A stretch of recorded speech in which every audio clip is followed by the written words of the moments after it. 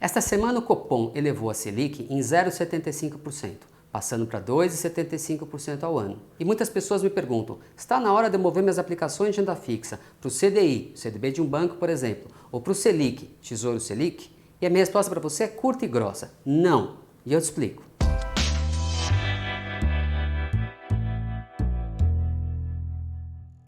Na reunião desta quarta-feira, 17 de março, o Copom elevou a taxa básica de juros da Selic para 2,75% ao ano. Uma decisão acertada, já que a autoridade monetária está vendo elevação na inflação, o risco de aumento da taxa de juros americana, o aumento dos preços das commodities e nosso câmbio muito depreciado, gerando repasse de preços. E já avisou o mercado que na próxima reunião antevê mais um aperto monetário. Nós temos falado exaustivamente que o CDI morreu. E é lógico que a gente fala em linguagem figurada. O que aconteceu foi que o CDI morreu como alternativa de investimento com retorno elevado e sem risco. Eu sei que você, investidor, estava mal acostumado com retornos elevados e sem riscos de mercado e muitas vezes com liquidez diária. Afinal, foram décadas assim. Essa tabela mostra o rendimento real que a Selic gerou nos investimentos dos últimos 15 anos. Veja lá o ano de 2004. A Selic foi 16,24%.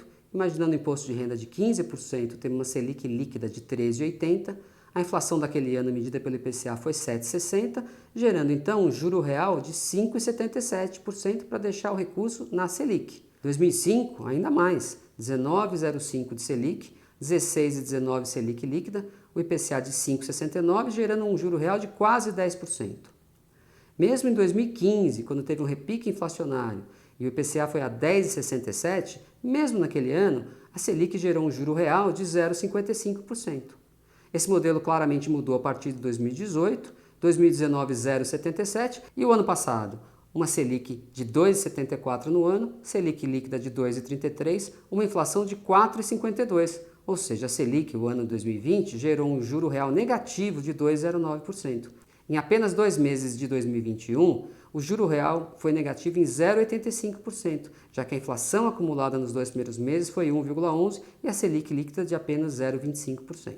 Agora, mesmo nesses anos que o CDI foi rei, aquela pessoa, aquele investidor que fez um pouco mais de lição de casa, que aceitou um pouquinho mais de risco, conseguiu ganhar do CDI.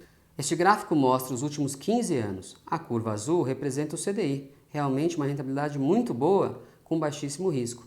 Mas veja a curva roxa, que apesar da volatilidade, ganhou do CDI e ganhou longe. A curva roxa é o IMAB5, os 5 primeiros vencimentos de papel do governo indexados à inflação. E nesses últimos 15 anos, nós tivemos períodos de elevação da Selic e períodos de afrouxamento monetário, redução da Selic. Ou seja, mesmo no período que o CDI foi o rei, esse instrumento que paga inflação mais juros, ganhou da Selic e ganhou longe. Daí você pode perguntar, mas pô, Bicudo, isso foi em 15 anos, será que isso vale em qualquer janela? Então eu vou te mostrar mais. Nos últimos 10 anos, a cesta de papéis indexados à inflação também rendeu mais que o CDI. E isso também vale para os últimos 5 anos. Neste gráfico de 5 anos, você consegue entender e ver um pouco melhor a volatilidade. Veja que em março do ano passado, logo após a pandemia, quando a bolsa caiu mais de 30%, o IMAB5 também caiu, mas veja o poder de recuperação desse indicador no tempo. Nós temos falado da importância de você ter a maior parte do seu portfólio de renda fixa atrelado à inflação. Isso tem um motivo. Tem um ditado popular que diz que a única coisa certa na vida é a morte. E eu te falo que enquanto você estiver vivo, a única coisa certa na vida é que você vai ter despesa. Despesa de educação, saúde, moradia, supermercado. E essas despesas aumentam de preço, na média, pela inflação.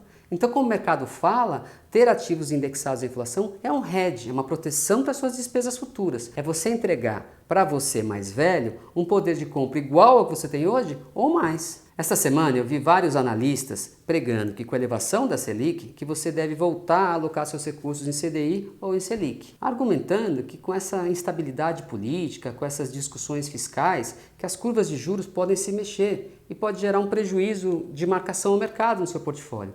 É verdade, mas você viu que em várias janelas, 5 anos, 10 anos, 15 anos, que essa combinação de inflação mais juros, ela gera rentabilidade, apesar de volatilidade. O mais importante é você se proteger da inflação.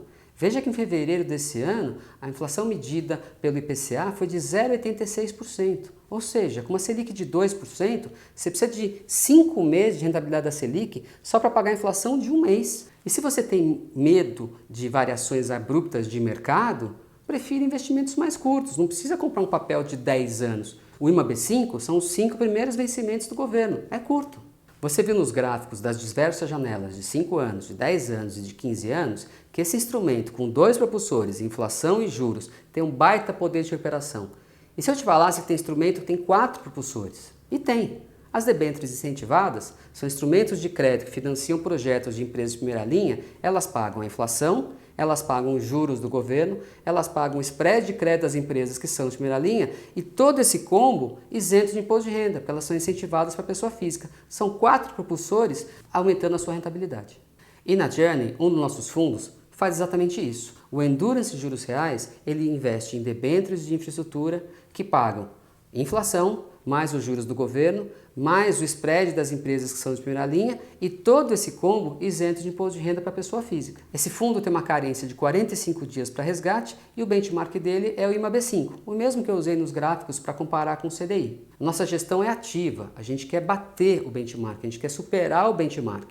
Às vezes a gente aumenta o duration dos papéis um pouco além do IMAB5, às vezes a gente reduz. Em 2020, mesmo sendo um ano bastante desafiador em todos os aspectos, nós conseguimos resultados bastante consistentes. No ano passado, o CDI rendeu 2,77%. O IMAB5 rendeu muito além do CDI, rendeu 8,04%. Mas se tomarmos o IMAB5 líquido de R, só para comparar com o nosso fundo que é isento, o IMAB5 líquido foi de 6,83%. E o nosso fundo rendeu 12,39% líquido de imposto de renda e de todas as taxas. Tem volatilidade, mas a rentabilidade foi muito melhor.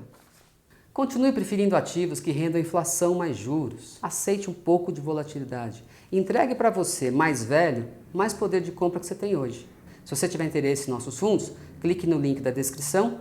Dúvidas, sugestões? Ligue para a gente. Um abraço.